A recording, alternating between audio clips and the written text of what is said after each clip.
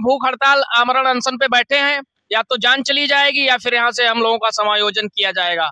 उसके बाद और कोई चारा है नहीं, घर में भी कुछ खाने को है नहीं, क्या करेंगे, वहां मरेंगे, उससे अच्छा यहाँ मर जाएं। सरकार से कम इन लोगों के साथ जो भेदभाव कर रही है आपकी सरकार, डिप्टी सीएम ब्रजेश पाठक जी, आप अगर सुने तो कम से कम इतना प्रभाव जरूर होना चाहिए आपकी बातों का कि मतदाता जब 2027 के चुनाव में आपको वोटिंग करने जाए तो एक बार भी ये ना सोचे कि सर आपके कामों पे वोट देना है, कि आपने हम लोगों को नकारा है उस पर काम करना है।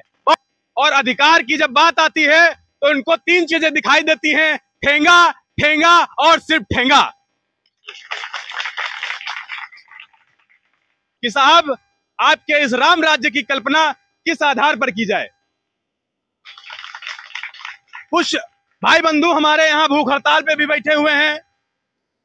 उप मुख्यमंत्री ब्रजेश पाठक जी हैं, उन्होंने आश्वासन दिया कि सर हम आपकी मांगों को पूरा करेंगे। उसके बाद में इनके माध्यम से बताया गया कि लेटर मिलता है कि साहब हम आपकी मांगों को नहीं पूरा कर सकते क्योंकि ये एक प्राइवेट लिमिटेड कंपनी के द्वारा भर्ती किए हुए लोग हैं। उत्तर प्रदेश में यदि कोई व्यक्ति बीमार होता है तो फोन करता है 108 नंबर, 102 नंबर, साहब आवाज आती है कि हम आपकी किस प्रकार से मदद कर सकते हैं। मगर हमारे पीछे जो लोग बैठे हुए हैं वो खुद मदद की मांग कर रहे हैं और ये लगातार कह रहे हैं कि सर हम जाएं तो जाएं कहां, मांगे तो मांगे किससे अपना हक, क्योंकि हम वो व्यक्ति हैं जो लोगों को सबसे फर्स्ट एड की तरह काम करते हैं। जैसे कहते हैं ना, कोई बीमार व्यक्ति है तो सबसे पहले आवश्यकता क्या होती है, तो फर्स्ट एड उसको मिलना चाहिए। तो वो ये बंदे हैं जो बीमार व्यक्ति को अस्पताल ले जाकर दुर्घटना स्थल से अस्पताल पहुंचाते हैं। मगर जब ये खुद ही बेचारों की भूमिका में आ जाते हैं तो ये सरकार पर प्रश्न चिन्ह उठ जाता है कि साहब आपके इस राम राज्य की कल्पना किस आधार पर की जाए। कुछ भाई बंधु हमारे यहाँ भूख हड़ताल पे भी बैठे हुए हैं। उप मुख्यमंत्री ब्रजेश पाठक जी हैं, उन्होंने आश्वासन दिया कि सर हम आपकी मांगों को पूरा करेंगे।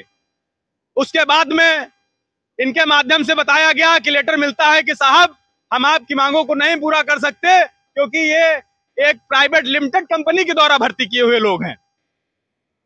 अब प्राइवेट लिमिटेड कंपनी जब सर पूरा भारत प्राइवेट हो जाएगा तो ये लोग जाएंगे कहां जाएंगे सर। 45-45 हजार रुपया देकर इन लोगों की भर्ती की जाती है। 25-25 हजार की डीडियां ये लोग कंपनी को जमा कर देते हैं और अधिकार की जब बात आती है तो इनको तीन चीजें दिखाई देती हैं, ठेंगा, ठेंगा और सिर्फ ठेंगा। इनकी पीड़ा अगर इन्हीं के मुख से सुनेंगे तो शायद हम और आप दोनों लोग समझने का प्रयास करेंगे। सर क्या नाम है? कैप्टन संदीप बाबू मेरा नाम है। संदीप बाबू, ये बाबू मतलब बाबू का ये मामला है कि जो डिप्टी सीएम बाबू हैं, ये आप इस बाबू की भावनाओं को समझ रहे हैं? समझ रहे हैं, 3 साल से देख भी रहे हैं। अच्छा। और उनकी यातनाएं भी सह रहे हैं। बैठने दो। क्या प्रकरण क्या है पूरा, तुम अपने मुख से बताओ क्या मामला है? मामला यह है कि 2021 में हम लोगों ने अपनी मांगों को लेकर के धरना प्रदर्शन किया था। जैसे ग्रेजुएटी और बेवजह कर्मचारियों को लगातार निकाला जा रहा था। फर्जी केसों का हम लोगों को टारगेट दिया जाता था कि जो है गलत तरीके से फर्जी केस करिए आप लोग। उसी क्रम में हम लोगों ने जो है अपनी बात रखने के लिए धरना प्रदर्शन किया था, तो कर्मचारियों को कंपनी ने निकाल दिया था। फिर उसके बाद हम लोगों ने लगातार जो है सरकार को मीडिया के माध्यम से, पत्राचार के माध्यम से लगातार अवगत कराते रहे, लेकिन हम लोगों की कोई भी सुनवाई नहीं हुई। अभी 10 सितंबर को हम लोगों ने इटावा से लखनऊ तक पैदल यात्रा भी निकाली। माननीय स्वास्थ्य मंत्री जी से 22 सितंबर को मुलाकात भी हुई। उन्होंने आश्वासन दिया कि ठीक है, अब 1 हफ्ते के अंदर हम आप कंपनी से वार्ता करके आप लोगों को पुनः जो है बहाल करा देंगे। उसके बाद फिर हम लोग जो है 1 हफ्ते का 2 हफ्ते को बीतने आया, हम लोगों की फिर से मुलाकात हुई। फिर हमें आश्वासन मिला, कल हमें फिर आश्वासन मिला। सिर्फ हमें आश्वासन मिल रहा है, बाकी और कुछ नहीं मिल रहा है। आश्वासन पे आश्वासन मिल रहा है मगर सर न्याय नहीं मिल रहा है। न्याय नहीं मिल रहा है सर।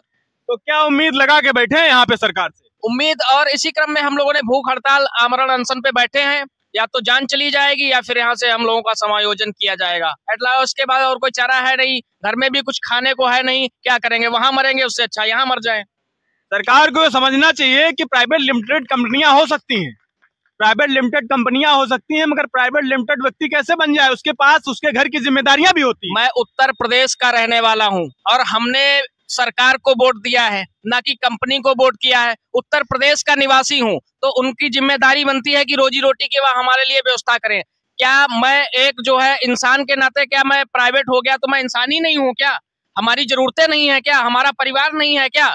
ये तो सिर्फ एक घुमाने वाली बात है। जिसको काम नहीं करना है वो कुछ भी बता सकता है। योगी जी को तो और जाके इन पर फोकस करना चाहिए बाबा जी, क्योंकि गुरुजी ये भगवा पहने हैं, तिलक लगाए हैं, इससे ज्यादा क्या हो सकता है? बताइए, आपके राज्य में अगर भगवाधारी पीड़ित हो जाएं और भगवाधारी ही उनको निपटारा करने लग जाएं, तब भी इनका निपटान ना हो पाइए, तो बताइए आप कहाँ जाएंगे? अब राम राज की बात चल रही है। हमने क्या इसी दिन के लिए सरकार बनाई थी कि आज हम लोग जो है भूख हड़ताल पे बैठे, आमरण अनशन पर बैठे? परिस्थितियां इतनी ज्यादा खराब हो चुकी हैं कि जो है दैनिक जीवन व्यतीत करना भी बहुत मुश्किल हो गया है। लगातार अन्याय पे अत्याचार, शोषण हो रहा है। हमारे 10 कर्मचारियों ने आत्महत्या कर ली इस कंपनी के मतलब अनैतिक तरीकों से, हम लोगों के गलत तरीके से प्रेशर देना, बहुत सारी दिक्कतों का सामना करना पड़ रहा है। लेकिन सरकार ने ही ठेका दिया होगा ना कि आप इन लोगों को भर्ती करिए और हमारे कार्यक्रमों का संचालन कीजिए। कंपनी को टेंडर सरकार ही देती है और कंपनी जो केस करती है प्रति गाड़ी पे 40-50, उसकी फर्जी बिलिंग भी ये लोग करवा लेते हैं। अब कैसे? आज यहाँ पे भूख हड़ताल दूसरा दिन है। हमारे साथ के एक साथी सुबह बीमार हो गया, उसको खुद 108 एम्बुलेंस लेने आई है, वो आज अभी भी हॉस्पिटल में भर्ती है। हम लोग खुद बीमार हो रहे हैं भूख हड़ताल पे। हमारे साथ जो लोग बैठे हुए हैं वो खुद परेशान है। आज दूसरा दिन है हम लोगों का भूख हड़ताल का और हमारी कोई सुनवाई नहीं हो रही है। क्या सोचते हैं, सब लोग लगातार यहीं पर रहेंगे या फिर और भी अपनी संख्या को बढ़ाकर कुछ मुख्यमंत्री आवास तक कूच करेंगे? देखिए, जब तक हमारी मांगे पूरी नहीं होती हैं, हम आमरण अनशन पे यहाँ पे बैठे हुए हैं और हमारी मांगे जब पूरी हो जाएंगी तभी हम लोग यहाँ से हटेंगे। कुल मिलाकर कहने का मतलब इनका ये है कि साहब, मांगे या तो हमारी मांग लीजिए या तो हम यहाँ से मुर्दा होकर चले जाएंगे, मगर यहाँ से हिलेंगे नहीं जब तक कि हमारी मांगे पूरी नहीं हो जाती। यही मतलब है आप लोगों का। हम योगी सरकार से मांग करते हैं कि साहब, इस जो आपने टेंडर दिया है, इस टेंडर को रद्द करिए, इनकी बहाली कर दीजिए, क्योंकि ये जिन लोगों को भर्ती कराते थे वो असहाय होते थे, उनको सबसे पहले मेडिसिन की जरूरत होती थी। तब ये नहीं सोचते थे कि आगे भविष्य में हमारे साथ ऐसा भेदभाव होगा कि आज हम जिसको भर्ती करा रहे हैं, कल हम अपनी भर्ती के लिए धरने पर बैठेंगे जाके। कुल मिलाकर सभी बातों का सार यही है, कम से कम इन लोगों के साथ जो भेदभाव कर रही है आपकी सरकार, डिप्टी सीएम ब्रजेश पाठक जी, आप अगर सुने तो कम से कम इतना प्रभाव जरूर होना चाहिए आपकी बातों का कि मतदाता जब 2027 के चुनाव में आपको वोटिंग करने जाए तो एक बार भी ये ना सोचे कि सर आपके कामों पे वोट देना है, कि आपने हम लोगों को नकारा है उस पर काम करना है।